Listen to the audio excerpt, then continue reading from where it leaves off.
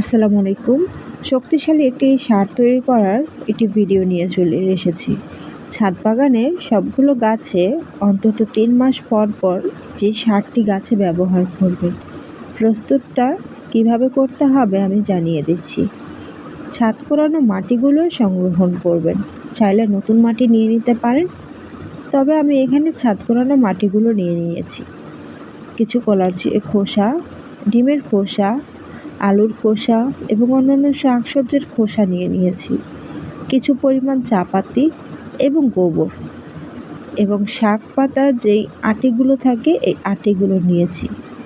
এখন এগুলো খুব ভালোভাবে আমি জাতা দিয়ে দিয়ে রেখে দেব এবং ছাদের যেই পাতাগুলো ঝরে পড়ে আছে এবং যেই গাছের ফলগুলো অল্পতেই ঝরে পড়ে যায়, ফেলে না দিয়ে এগুলো সাথে নিয়ে নেব। এগুলো নেওয়ার ফলে এগুলো পচে যাবে কিছুদিন পর। পচে গেলে খুব সুন্দর করে একটি সার তৈরি হবে, যার কোনো পার্শ্ব প্রতিক্রিয়া নেই। এখানে কিছু ভেজা মাটি এবং গোবর ছিল, আমি এটা নিয়ে নিয়েছি। কারণ যতটা ভালো মাটি হবে, অর্থাৎ যতটা বেশি মাটি হবে এবং যত বেশি উপাদান হবে, ততই কিন্তু ভালো।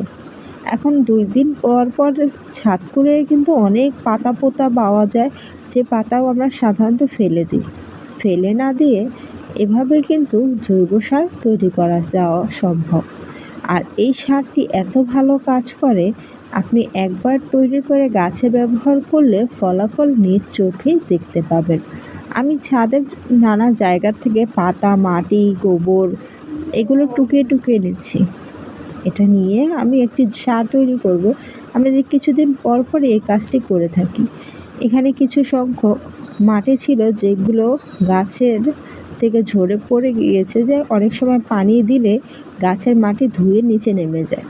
যেই মাটিগুলো পরবর্তীতে তার আর্দ্রতা হারিয়ে ফেলে। মাটির আর্দ্রতা ফিরে পেতেও এই কাজটি করতে অবশ্যই হবে। এখন আমি খুব ভালো করে পলি দিয়ে চারপাশ আটকিয়ে দেব।